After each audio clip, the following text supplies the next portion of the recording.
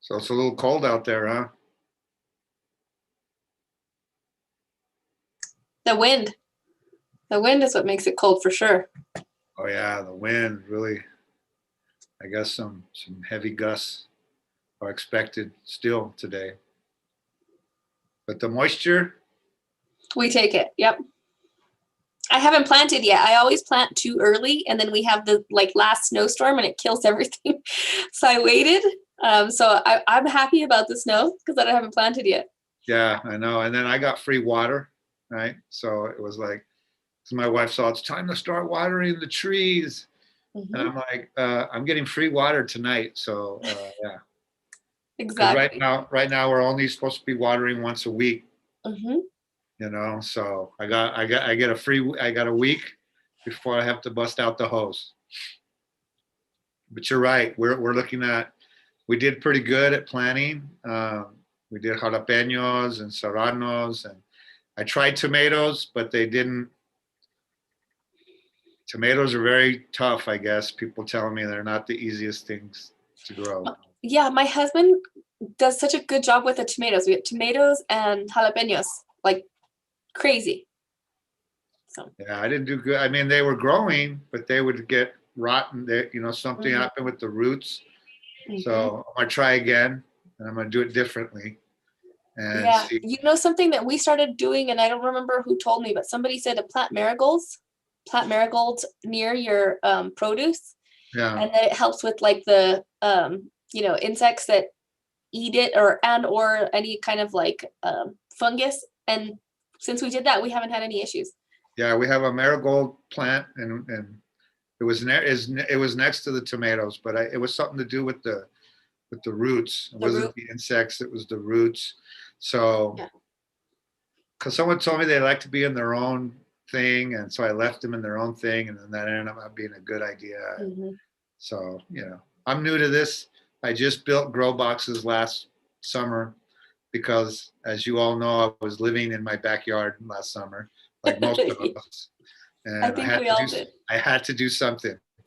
So I built some grow boxes because I have dogs, and you can't really grow anything with dogs because they just destroy it.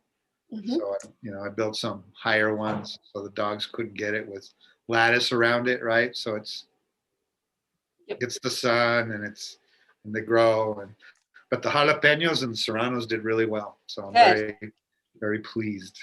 Good.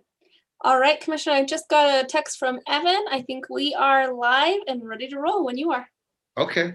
Well, first of all, thank you, Margarita, Dr. Wagner, for doing this with us today. This is, something that's extremely important to, all of New Mexico. But, our responsibility really is Bernalillo County. And so, for those of you who are joining us today, um, thank you. Thank you for having interest in not only what we're doing, but how we're doing it, because that's important. You know, um, this is our District 2 town hall for the Department of Behavioral Health and the Behavioral Health Services. Um, I'm Bernalillo County Commissioner Stephen Michael Quesada here in District 2. Um, and I'm starting my second term. So I'd like to thank everybody who supported me to do another and final 4 years. The great thing about a county commissioner is that he gets 8 years to do what he needs to do, and then someone else gets to take over. So something I agree with in a big way. And so I'm excited that, we were successful in my first 4 years, and that hopefully we'll be just as successful in my next 4 years. One of the things for me, and Margarita knows this, is that one of the reasons why I wanted to move over to Bernalillo County is because of the behavioral health tax. I was sitting on the school board, and so I saw a lot of holes, I thought, through APS and services through what we were being able to offer through Albuquerque Public Schools, and thought this would be a great opportunity for APS, Bernalillo County, to kind of understand what each other's doing.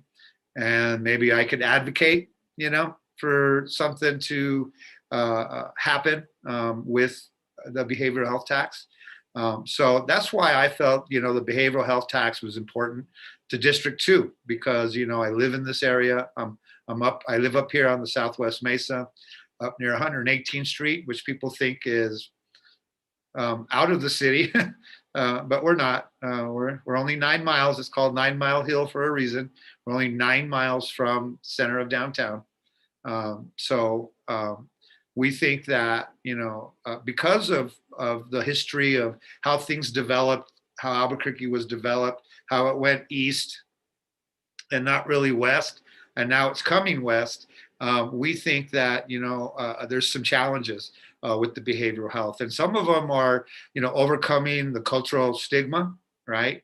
Kind of learning who we are, learning how we react to, services, how we connect to services, and all those things are important. Building trust between the community and the behavioral health providers. As you know, we don't have as many providers, but that doesn't mean we don't have great providers. So I just want to make sure that is stated, that we may not have as many, but we have super great providers in my district and in the South Valley. And, and hopefully today, people who think that they should reach out will do that. Because, we were talking earlier, Margarita, that it's bigger than just having an insurance. It's bigger than just having healthcare. It's using it, and it's being confident in being able to go in and use it, especially when it comes to mental and behavioral health. So I did a little talk about the behavioral health tax, and then Albuquerque in relations to other national communities. So, that's something that, we really want to address, and how, we're doing things. I don't know if a lot of people know this, but I'm not just an actor. I'm a stand-up comedian. I've made my living all my life as a stand-up comic. And what I can tell you through that is that, for many, many years, for 30 years, every other weekend, I'm in a different city. And I just want people to know that we are no different than any other city. Everybody's dealing with this issue. This is, I think it's probably worldwide, but, what I've seen throughout the whole United States and especially major cities is that everybody's dealing with it. So we want to be able to look at what other communities are doing, and then look at what we're doing, and we'll see what's relevant and what's not relevant. So, and then how are we moving forward? So moving forward is, I don't know if people remember this, but at one point they had totally dismantled the behavioral health system here in Albuquerque and in New Mexico. I don't want to make this political. All I'm saying is that it was done. And now we have to use the time that we have to not only bring it back, but it gives us an opportunity, really, I think, to fix it, to look at what the gaps are. So I have partnered, and we have partnered with the city, and we both passed a resolution calling for a gap analysis, which is so we can look at what's working, what's not working, what are we duplicating. So basically, to make sure that we're using the behavioral health tax money at the highest level that we could possibly do that. So we could identify what the holes are in the net. So I consider everything out there in the behavioral health, what we're all working on, as a net, and that we, through this gap analysis, will identify where the holes are. And so that way we can concentrate not only funding or support for nonprofits that are already doing that, and they're being successful. They just don't have the ability to expand it and to look at all these different angles on how do we rebuild the behavioral health here in District 2 and in Bernalillo County.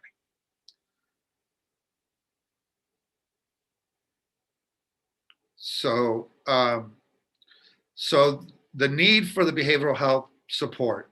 So in 2013 and 2014, there were a number of negative interactions between the mental health population and law enforcement. I don't really have to bring out too many of those stories. We know that there's definitely, and especially in the South Valley, Southwest Mesa, now that doesn't happen everywhere else because it has, but it just seems that it's happened a little bit more often in my district.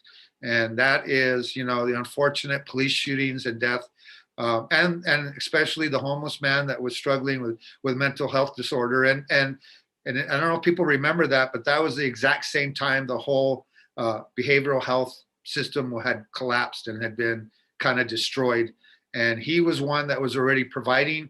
He was provided services. He was doing well. He was on medication, and then that all went south. And his provider was falsely accused of something. He ends up on the street. He ends up in the East Mountains trying to find a place to stay away from society.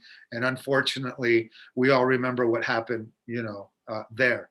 And then there's other cases, but we don't want to do too many of those cases. We just want to say that we understand that problem. We understand that response to families in crisis and people in crisis needs to change, and that we want to make sure that, we're using our dollars to make sure that we support, the response and how it's impacting public safety and families and people in crisis. So these events also prompted a United States Department of Justice to come and get involved in how we're policing. Something that Margarita Chavez Sanchez has done, and it's a great idea. She's partnered with the fire department. So that way, when people are responding, we're not responding with an armed response. We're responding with a clinician, and we're responding with somebody who is trained to deal with people in a different way. So not that there won't be times where you need police, but we're gonna assess those at the moment instead of automatically responding with that we will assess it and then respond accordingly. I think that's going to be a huge and make a huge difference to how we respond to the community.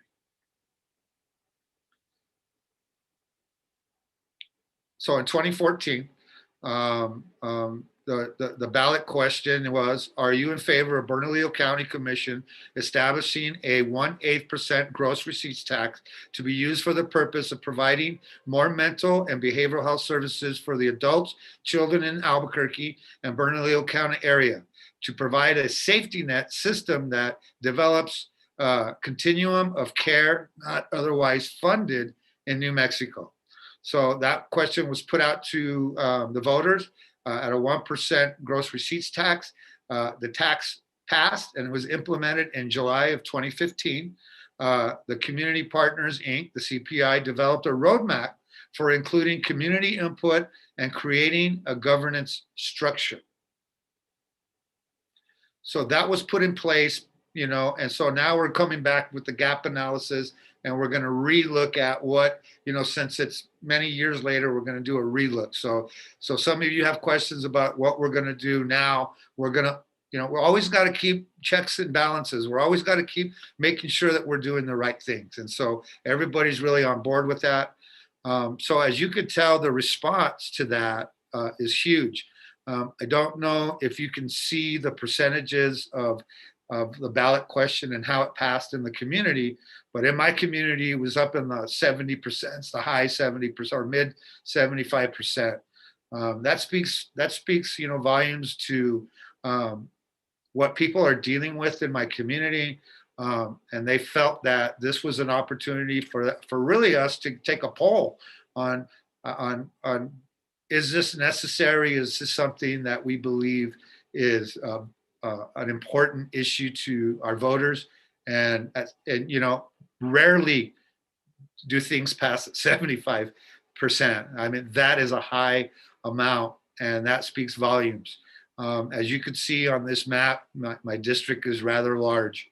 I don't have a small district. I have probably the largest, if not the second largest, district in Bernalillo County. And they all have distinct needs. And Margarita knows that, from East San Jose, South Broadway, Barreras, the South Valley, Southwest Mesa, and, Isleta. So we want to make sure that we heard their voices. You could look at the map by the percentages, and they're high all the way across the board.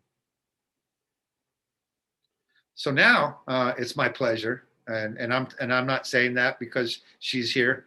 I'm saying it because she's been an amazing champion.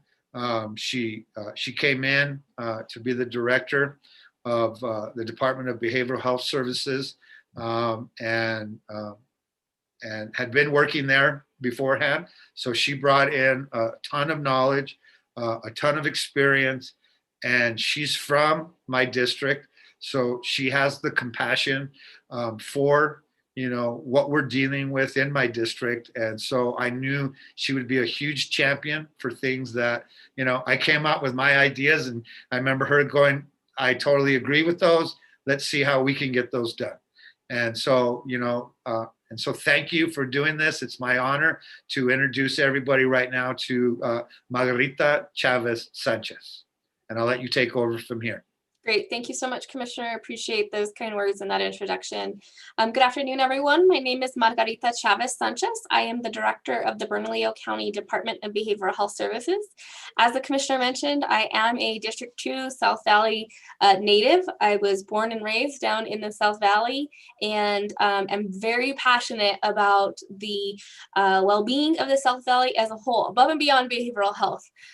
Grew up doing community cleanups, facilitating and participating in those community cleanups and work in the community for many, many years. My parents are champions of that work in the South Valley and continue to do so with their small business in that South Valley. So thank you, Commissioner, for that introduction. So I'm going to jump right into some information about the Behavioral Health Initiative. And really the big takeaway that we have today related to this town hall is how can you access the services that the county is funding, right? It's all fine and good for the county to be putting money into the community and developing these services, but if the people in the community who need those supports can't access them, we're missing the boat. And so part of this town hall is really to say, this is what we're doing and this is how you access those services. So as the Commissioner mentioned, a tax was passed and we developed this governance structure for which we create meaningful community input. These 4 focus areas really identify the priority areas that the county focuses on in the space of behavioral health. So crisis services, community supports, supportive housing, prevention, intervention, and harm reduction. And within each of these subcommittees, we build these committees of community members. So people with lived experience, family members, subject matter experts, providers, technical advisors, to really tell us what they believe those needs are in the community and how we can address them. We wanted to make sure that we didn't work in a vacuum where we just said, hey, great, we passed this tax, we get this money and we're going to spend it how we want. We want this to be community driven with significant community input. So these communities, subcommittees have been built and they've been working for a number of years. I mentioned those also in a space that soon we will be doing a solicitation of new committee members. So anyone watching or anyone who's interested in participating in these committees to have your voice heard and to provide input. We'll be doing that solicitation in the next few months. So please feel free to keep an eye out on our website. If you're interested in being added to our listserv for any of our newsletters or any of that information, you can put that information in the chat or go to our website and enter your information. And Evan Gonzalez will be in contact with you to ensure that you get connected to that listserv. Now, again, related to governing structure, this is something that while it is a county tax, this is a collaboration with the city and APS. So as the commissioner mentioned, his background prior to becoming a commissioner was from the school board. And so he advocated that APS also be at the table as we discuss any of these issues and fund projects for services in the community. many, if not all of our families engaged in some way, shape, or form with APS, or other school systems. So it's important that that entity is part of our conversations and part of those discussions so that we make sure we're meeting the needs of the entire community as well. So the ABCGC is a combined board of the county commission, the city council, the mayor's office, and APS. And following this structure, anytime there is a project that goes through this structure, we again make sure that it has these multiple points of vetting for approval and funding. Now, this is a snapshot of how the funds have been spent. We receive, as you see, about 21 million, almost 22 million recurring dollars every year funded into this tax. And as you can see, the biggest bites that are receiving that funding right now are supportive housing, prevention, intervention, and harm reduction. Now, in this non-recurring dollars, these are funds that have accrued over time and allows us to support in one-time bites, so to speak, different supports in the community. And so it's important to understand that while we really want to provide reoccurring funding so that programs can operate annually and have that continued support, there have been opportunities for us to provide those one-time supports in different ways. So I'm going to go through each of those focus areas and a number of the projects that we're funding and highlight the providers who are providing those services so we can help you all get connected to those supports.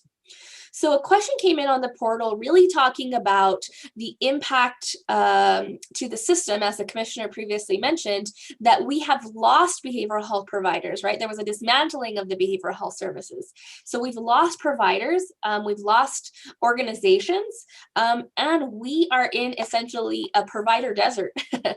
For lack of a better description, it's very hard for us to find behavioral health providers here in New Mexico. Behavioral health providers as a whole, Dr. Wagner, give me the thumbs up if you agree, are scarce across the country. But here in New Mexico, it's even harder, right? Because many times we also are needing providers who are Spanish speaking or multilingual.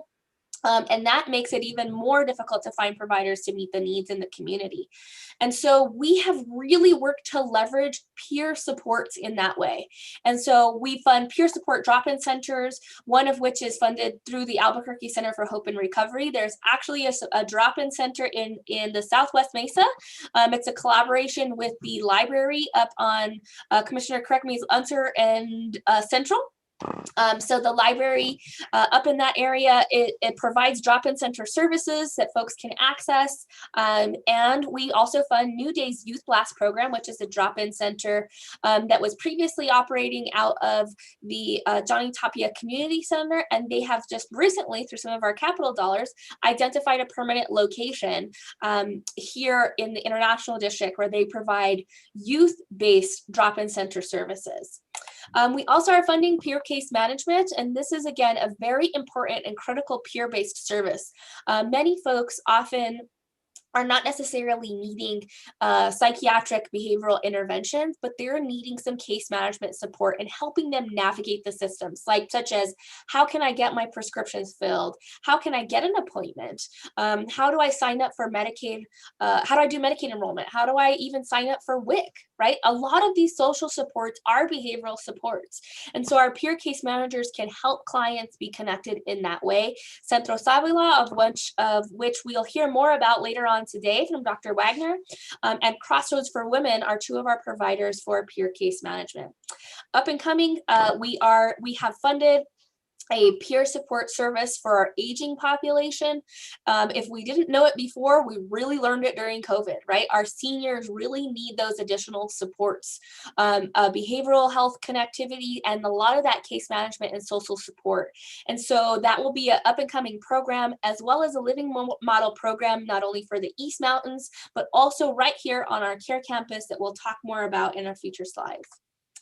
The next big area, again, is our supportive housing services. Two main programs that are currently funded. One is our Community Connections Supportive Housing Program.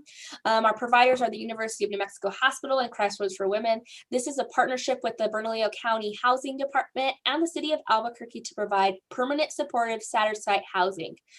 Many of you have seen an increase of homelessness in our community. And of that, a significant amount of the clients do have behavioral health needs. And so we need to step up to the plate to make sure that we are providing permanent supportive housing. Now, when I say supportive housing, that's the emphasis I want to drive through. Is it's not just about putting a roof over someone's head, but it's about providing them the supports so that they can be successful under that roof, right? So if somebody needs to touch base with the case manager to say, hey, have you been taking your meds regularly? Or let's sign you up for food supports, right? Let's get you engaged. Let's help you work on a resume, right? Any of those supports that the clients need, we want them to be available. So when they receive this voucher through the Community Connections program, they also are paired automatically with the case manager who will stay with them during the life of the time that they have that voucher. So if they have that voucher for 15 years moving forward, right? This program is still on in 15 years and they have that voucher for that entire time, they will have case management support that entire time, right? So this is not exclusively a voucher program, but a supportive housing program. Now, our youth transitional living program really focuses on our transition age youth, many of which are aging out of the foster care system or have been disenfranchised, or for some reason they can't access youth supports any longer and don't really know how to navigate the adult systems. So that transition age period is really, really important. It's a program to help us reduce interaction with the criminal justice system so that these youth are connected to supports as opposed to turning to crime or substances. And again, really providing that wraparound support. Our providers in this program is Casa Q, which provides LGBTQ supports and services to youth who have been kicked out of their homes because of their identification. And again, we work with YDI, A New Day, and Serenity Mesa, who all provide those supports in slightly different ways as well. Up and coming, we have some single site projects, one of which is a collaboration with the city and one is a county program. The county program is going to be a multifamily unit who's going to focus on veterans and families. And the city single site supportive housing program will be focusing on single adults. These single site models are working with folks who have a very high acuity of behavioral health needs, and they maybe have difficulty navigating, accessing those supports outside of their apartment. So these single sites will have supports on site. They can literally walk down to the first floor of their building and access peer supports 24 hours a day and see their providers on that location as well.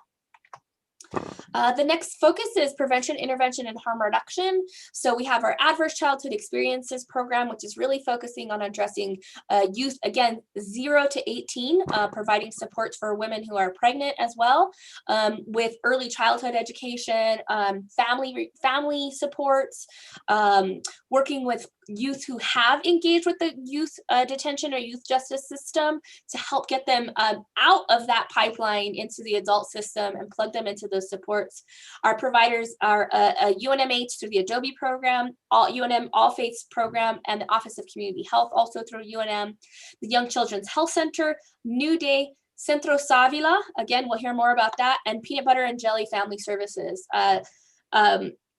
Centro Savila and PB&J are two providers that are actually located in the South Valley, so we'll learn more about them moving forward. Now, suicide prevention is also one that's really important for us to focus on. We have seen a significant increase in suicidality, even in COVID, right? Particularly around youth. And we know that we need to do a better job of preventing suicide in the community. So this is $1 million allocation. Our providers are Centro Savila, First Nations Community Health, and Albuquerque Public Schools. So this is one of those collaborations we mentioned earlier about really working with APS, and embedding suicide prevention into the public school system is really important. Again, we'll hear more from Centro Savila. But First Nations really provide significant supports, oftentimes focusing on urban Indian populations who are accessing their supports, and anyone who's accessing supports at First Nations. Training and education is really important. We hear often on the news only about the really high profile negative interactions between the mental health population and law enforcement, right? That's typically what we hear. And so many years, that stigma was perpetrated by the media often, right? Because we only hear about even, sending prayers out to our partners in Denver, in Boulder, But we hear immediately about, well, there has to be a mental health need. There has to be a mental health need related to, mass shootings or school shootings. And this training education really focuses on reducing that stigma and recognizing that the first interaction that I personally had with someone with a behavioral health need was my grandmother, right? My abuela, she was at church every single day. She, cooked the best food you can imagine, but she had severe depression. And at a young age, I didn't know what that meant. And when we hear about behavioral health, we don't think about my grandma, right? We think about the news story, right? We think that's the profile of behavioral health. But this training and education initiative is really working to break down that stigma and say 1 in 4 people, 1 in 4, have lived with a behavioral health need. Right? It may not be a serious mental illness, but living with the behavioral health need. And COVID has made this even more prevalent to us, right? We've been secluded in our homes. We've had to isolate. There's a lot of depression and anxiety that is happening now as a reaction to COVID.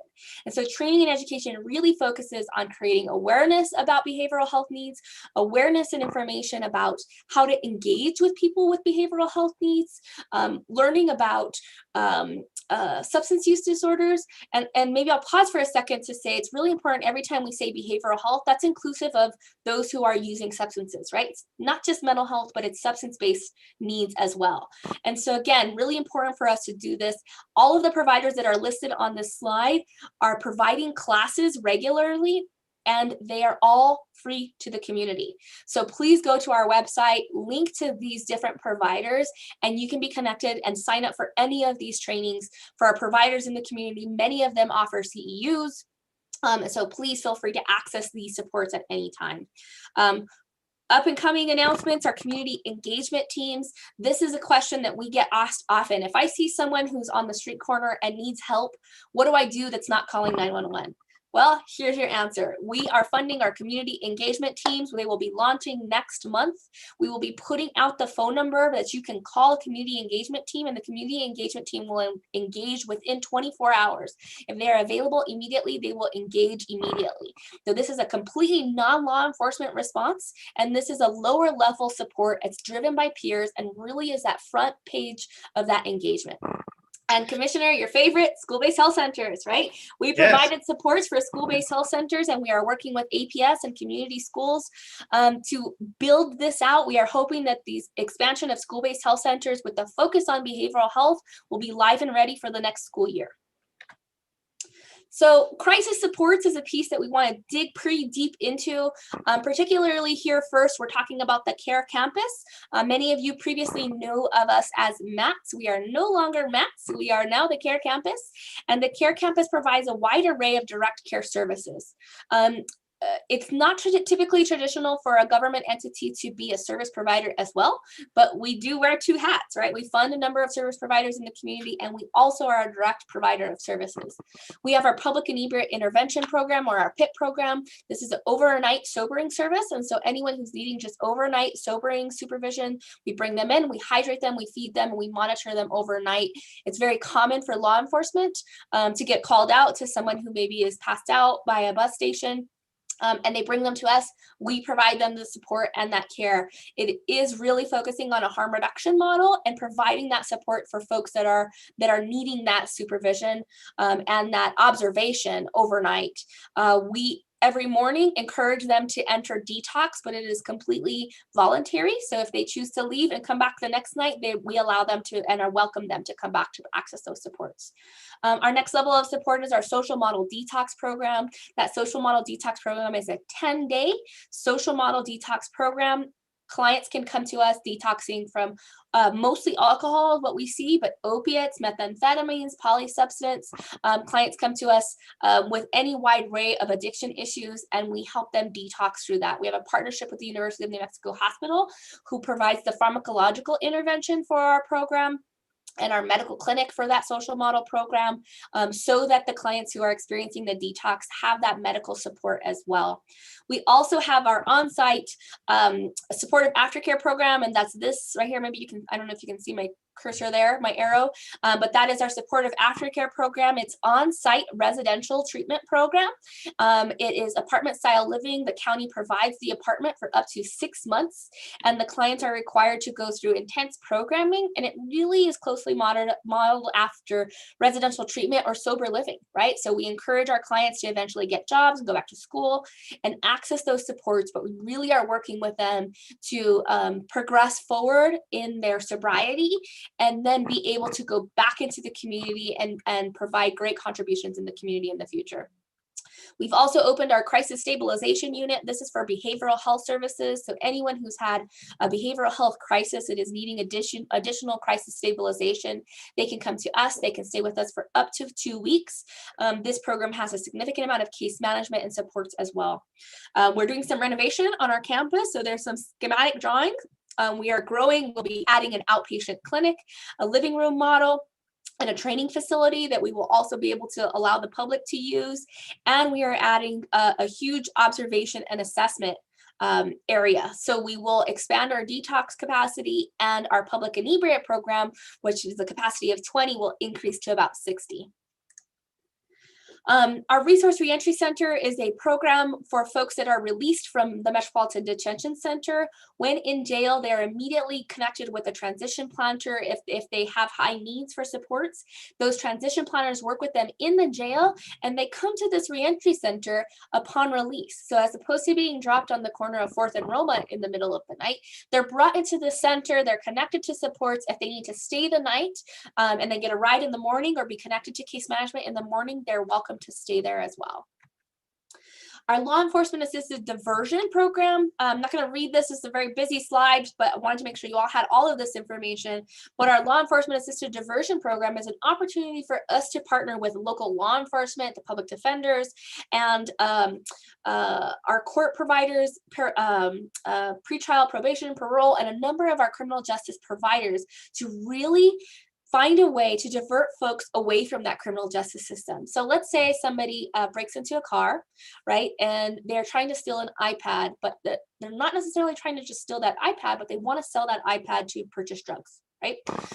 As opposed to booking that individual on that charge, we have an opportunity to connect them into care. If they connect into care and they do an intake and they engage in that treatment, that charge is not booked. If they do not, the DA has the ability to still book that charge, but it's a way to divert people away and give them the opportunity to access that care. Now, this is the mobile crisis teams, right? This is a big one. Commissioner, I know there was a very negative interaction between law enforcement and a woman with the behavioral health needs in your district. And our mobile crisis teams are vital to addressing these issues in the community. Right now, we have 4 APD, I apologize, that says APS, it should be 4 APD and 2 BCSO mobile crisis teams in place. And these mobile crisis teams respond directly out of the 911 system to behavioral health calls. So someone calls 911, they say, hey, my loved one is having this behavioral health need and they're escalating. That team can be deployed. As the commissioner mentioned, we have officially added 2 additional non-law enforcement teams. It's pairing a master's level behavioral health clinician with a Bernalillo County firefighter paramedic to respond to these calls. So for calls where there's not a threat and we don't need an armed officer to respond, we send a non-law enforcement or a fire MCT to these calls. So we're really excited. We're expecting that those teams will officially launch now in May. They're all undergoing training right now. And again, we're really excited about the addition of these teams because we know there's not always an officer needed. If an officer is needed, if there is a threat, an imminent threat, maybe someone has a weapon, we want these law enforcement teams to respond to make sure that everyone is safe, including the client. But if no law enforcement officer is needed, we don't need to send them, right? We don't need to send the whole cavalry. We have multiple options now. Another piece that's going to be really exciting that's coming soon is our mobile outreach unit. We call this beauty Big Bertha. It is Commissioner, a very Breaking Bad a van that we have remodeled, painted, and wrapped. It's our Big Bertha, and she will be going out into the community. We will have, we received a grant that will allow us to provide this service, and so it'll go into different neighborhoods every day of the week, and it will provide needle exchange, needle pickups, distribution of Narcan, immunizations and wound care. So we're partnering with the Department of Health and University of New Mexico. We will have a nurse, a public health nurse that is on this unit who can do vaccinations, flu shots, and hopefully soon COVID vaccinations as well, and basic wound care, and case management support. That's going to be the big key, right? That the case manager will be on that unit and be able to help folks address their needs in real time. I participated a while back in a needle pickup when Big Bertha came with us, and somebody saw the vehicle. They just pulled up and said, "Hey, I've been trying to get into a methadone program. Can you help me do that?" And we literally were able to connect him immediately to that support. So it's not huge and flashy, but big enough that people say, "Hey, if I need behavioral health support, maybe I can stop here and connect to those services." So again, really excited about the launch of this program. Again, want you to know about districts, about resources that are available in your district. And so these are just a few of those resources that are available in the behavioral health space in District 2. We have, through the planning of this town hall, we began working with the commissioner, and we were going to make sure that all of the behavioral health districts and all the behavioral health supports in District 2 are available on his website so that you can immediately get connected to them. Our website has all of that information. I think the last slide has our website as well. So with that, I'm going to just kind of turn it back to the commissioner so he can introduce Dr. Wagner. I'm sorry, I know I often talk quite too much, but it's a lot of information, and as you can see, we're very passionate about the work that we do here at the department. Thank you, Commissioner. Not at all, Margarita. You did not at all. Thank you. It was smooth and clean, and a lot of information, like you said. So talking about providers, right, and talking about us bridging that gap and using that card and reaching out and asking for help and trusting in what we provide. It's a distinct honor. And after this, I'm going to have to get off this town hall, but this town hall will continue with Margarita and this great gentleman that I'm about to introduce. He's with Central Savila. He's been in the South Valley. He knows the needs of the South Valley. He understands, the challenges and the obstacles in the way, and he's there to front those and to make sure that we are providing to our community. So it's my great honor to introduce Dr. Wagner. Welcome. Thanks, thank you very much. Thank you, Commissioner Quesada and Margarita, for all of your work in really promoting behavioral health in Bernalillo County. My name's Bill Wagner. I'm a clinical social worker and a medical anthropologist. And where those two come together as professions is that they're really focused on how people make meaning of their lives. And language, culture, identity is a huge part of how people make meaning. And really that has always been at the front and center of our work at Central Savila. We started in 2012. And so we started right during that period of time that Margarita was and Commissioner Quesada were talking about, when the behavioral health safety net in New Mexico is starting to be dismantled. And so while things were starting to come apart, we were trying to figure out, doing our own gaps analysis of where services needed to be and what they needed to look like. Centro Savila is named after the aloe vera plant. Savila is really a plant that I think a lot of people identify with in positive terms, whereas behavioral health, because of the stigma, oftentimes people say, well, that's only for the crazy people. Well, really, it's all of us. It's part of everyone's health, and our feelings, our emotions, how our psychological well-being fits into our lives is front and center. And I think we're seeing that over and over again when we look at the problems. And the focus of the BHI really is what we need, because it is about moving things upstream, about, instead of just focusing on crisis intervention, which it does as well, it's saying, how can we start to get things before they get so bad? And And that means building an infrastructure, and you can't do that without these resources. So I'm very grateful. We have been a recipient of these resources, and I think what it shows is the values of our community, in that, you know, we are putting things into creative energy, into healing energy, rather than just dealing with it in terms of law enforcement. It's important to have both working together, but also really trying to see how do we address these healthcare needs. So, you know, our model is about building a equitable and a healthy and engaged community, and we do that by providing counseling, behavioral health resources, as well as case management, because we know that social determinants of health, or the places that we live, the resources that we have, poverty, these things make a big impact on our healthcare. And so it's hard to treat depression if somebody goes home to an empty refrigerator. So we have to deal with both of those things simultaneously. And you know, I think what we're trying to do is learn through doing one program at a time. And the ABCGC, the group that is the county and the city and people working together to design these programs and to see how they're funded, is a critical part, because it means that there's engagement from our community.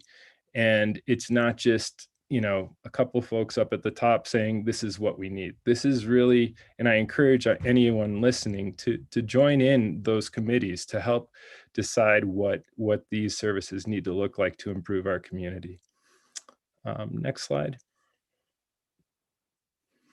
So, okay, well, we have many sites. I don't know if I don't see the map on here, but basically, oh, there it is. Okay, so we have, you know, our main office is in the South Valley, right across from the West Side Community Center. It's a house, and it was intended to be that way because we wanted to provide an image of something that isn't just institutional, that you can feel at home. And so we've converted the bedrooms into therapy rooms, and we do a lot of different projects out of there. We've also included when Samaritan Counseling closed down, which was part of that whole breaking up of many organizations that had been providing services. We started another office. We call it the Hopkins Center now, which is at La Mesa Presbyterian Church. And we also are moved into an office at on San Pablo in the Southeast Heights, as well as addressing homelessness and the needs of people that are living out at the West Side Emergency Housing Center. So we were out there prior to the pandemic. Now we're at a new office that's on 4th and I-40, right by the park, that where people are picked up to be taken out to the West Side Community Center. Our intent is to bring services to people so that they break down the barriers of people having to cross boundaries in order to get the help that they need. So next slide. I included our clinical programs, and some of these are funding streams, and we're trying not to think of everything but by funding streams, but by the services that we provide. But I did allow for our budgets in there, so you can see the number of staff that are in each program and the way those resources are being used. And by and large, the money that is coming out of the Behavioral Health Initiative is to fund providers, to fund people that are providing these services. And you know, it's important that we continue to look at the costs of hiring people to do this, because we can't do this work without it. Some of the programs that we have that are funded by the county are Critical Time Intervention Program that works with youth ages. We've expanded it to be for 15 to 24. So kids that have had some touch with our juvenile justice systems or foster care, we're really trying to help increase access not only to counseling and therapy, but also to the services that the family needs. So oftentimes the families have really been struggling economically, or they've been struggling with meeting their basic needs. We provide wraparound services with case managers, as well as working with not only the child, but with their family. Some of those youth are a family of one, but many of them have multiple people in their family that are needing needs. And so we're trying to look at that whole unit and working with them together. We provide care to victims of crime. So people that don't have health insurance are funded through the VOCA program. And we provide our services in English and in Spanish. And what they include, as all of our programs, are clinical services, so psychotherapy, family therapy, group therapy, and case management. We also have a suicide prevention program in which our clients, if they are at risk of hurting themselves, can call in and they have access to one of their clinicians anytime of the day. So next slide, please.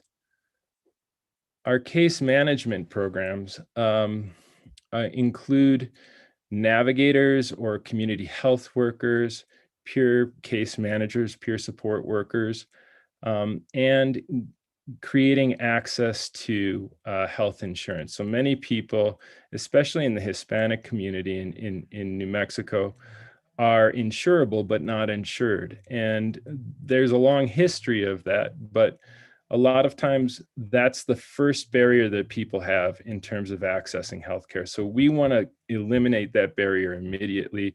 There have been some things that have happened in the last years, including the Affordable Care Act, that have increased access to Medicaid.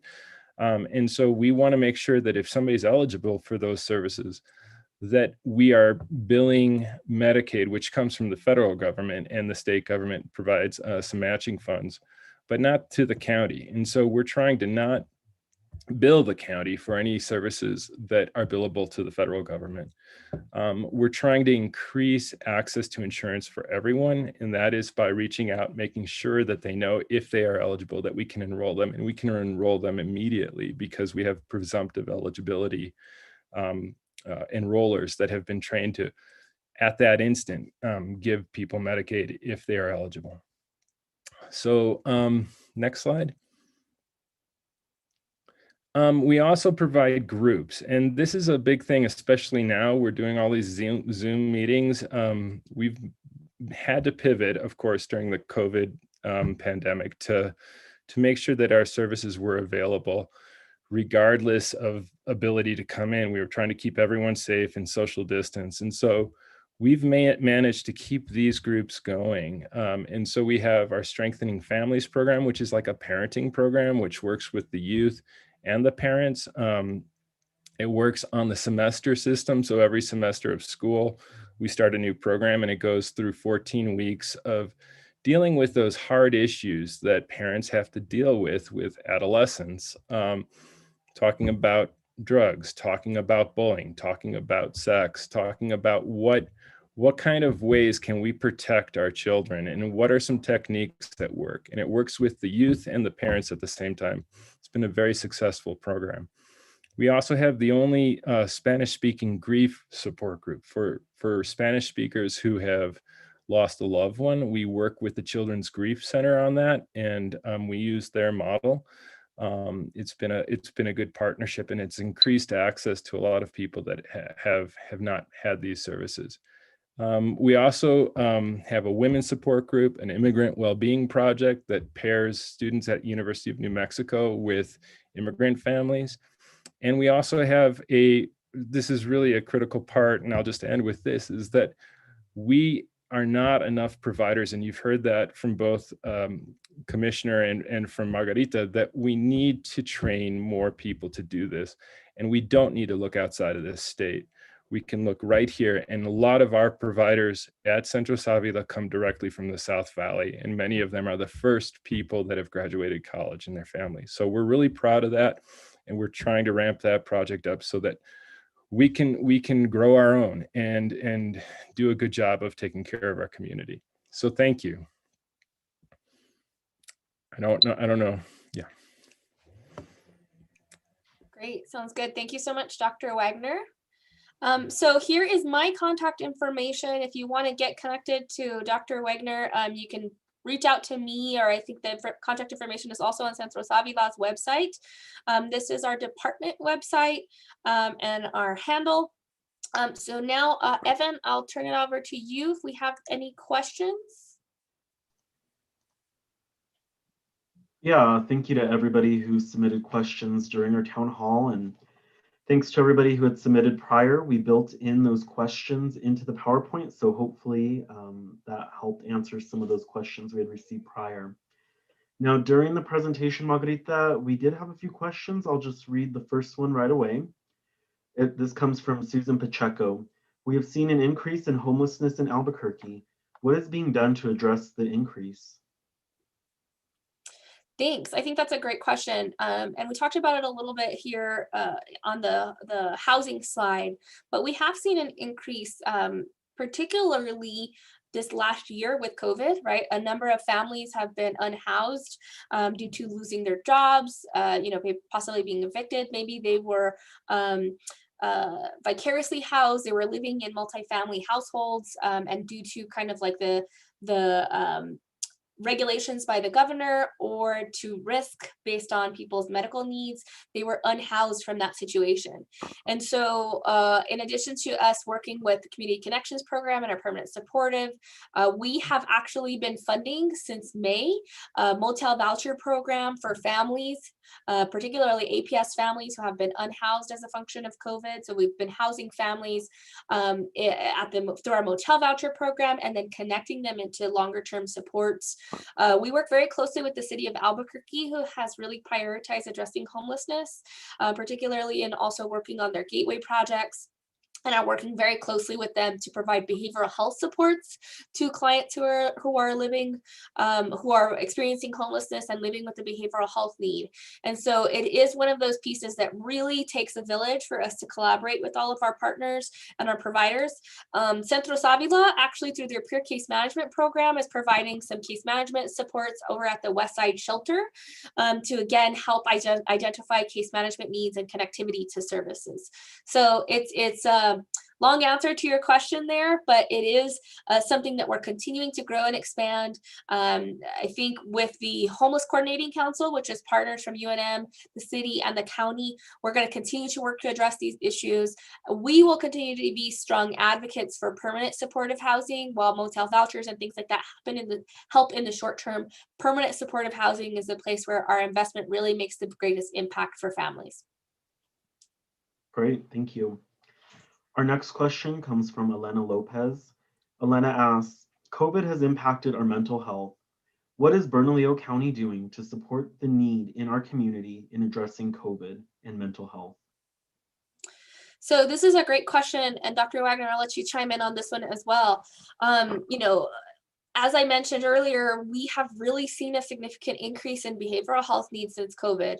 All of our youth have been forced to spend all day inside in front of a screen, which in and of itself, trust me, I know we have Zoom fatigue is a real thing. I think will eventually become a diagnosis, official diagnosis. But looking at a screen all day long really impacts our mental health, right? It impacts our behavioral health. It doesn't give us the opportunity to be active and really get endorphins moving. And so we need to do everything that we can to help people address these new developed behavioral health needs with COVID. We've also seen an increase in behavioral health needs among providers, right? So we've seen nurses and, staff who work at nursing homes really have a significant impact to their behavioral health because they're seeing significant death and illness. And so we need to, again, make sure that all of these supports that we talked about today are really ready to catch as a safety net all of these community members, regardless of their level of interaction with kind of this COVID space, to be able to catch them and provide them that support. Dr. Wagner, are you going to speak to kind of your experience in your work, particularly since COVID? Well, I think, one of the silver linings of the pandemic has been there is a recognition that you can't just deal with these issues as a crisis. And so, the disparities, specifically the racial health disparities that exist in this country, have been really highlighted by the way the pandemic is happening. And I think one of the clear messages that I have gotten from the county is that they do want to look at where are those gaps. We can't wait until they get to the highest level of acuity. And so, whereas there is a lot of already recognized gaps, a gap analysis will also help to address, how do we build an infrastructure that gets ahead of these things, because we know that when we don't provide the basic needs that people have, when we don't treat healthcare like a human right, we end up then having to deal with these crises that could be avoided. And I think we are learning that as a country. I think that the county is taking the right steps in investing in this, and hopefully, we'll also tap into some of the federal dollars that are coming out of a lot of the relief that's coming out right now, so that this mission of building up a safety net doesn't go away. So I believe that's the case, and I'm going to work hard to make sure that continues to happen, and that areas of the city that traditionally have been left out don't get left out. That everyone rises up together and no one gets left behind. Absolutely. Great. Thanks, Dr. Wagner. Great, and we have one last question, and then we can wrap things up. This comes from Javier Martinez. What is being done to address the needs of school-age children needing behavioral health supports in our community, and especially in the South Valley?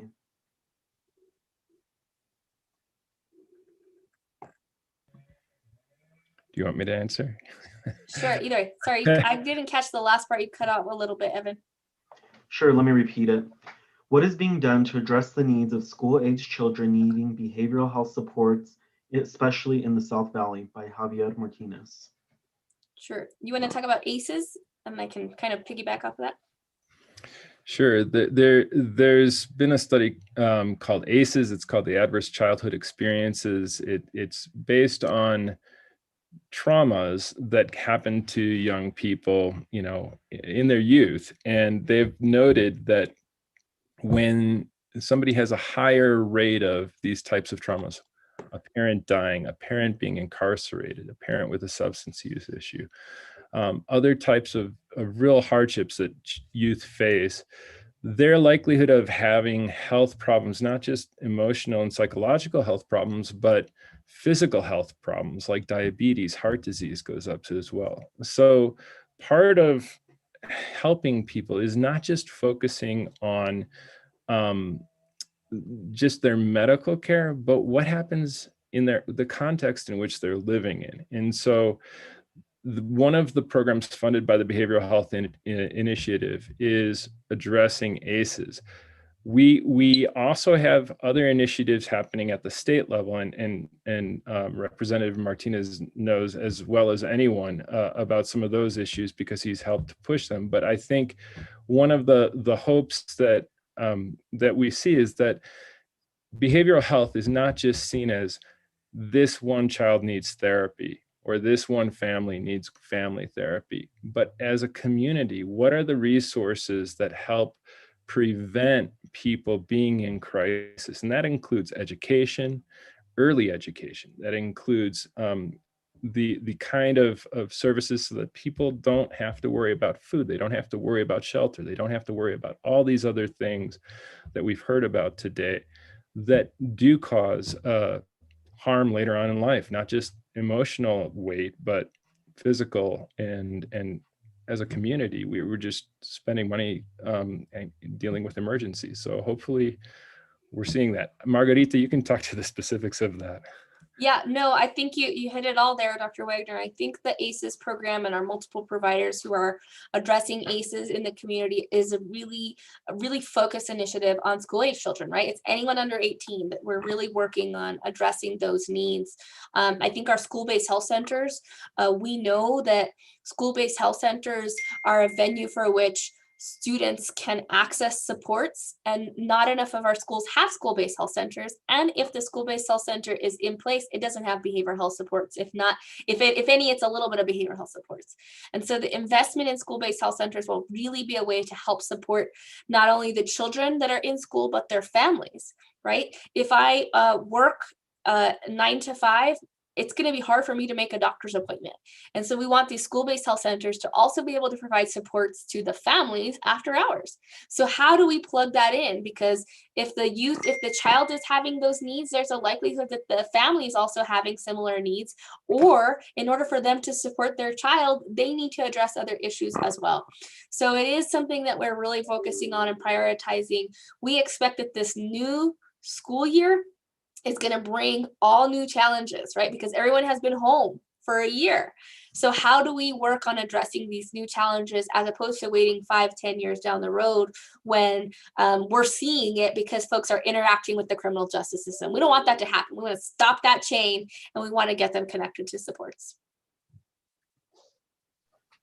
Great. Thank you both so much. And that wraps up our questions. Just a reminder to everybody watching, you can visit our website at burnco.gov/DBHS and follow our social media at BurncoBHI, which stands for Behavioral Health Initiative. Great. Thanks, Evan. Thank you, Dr. Wagner.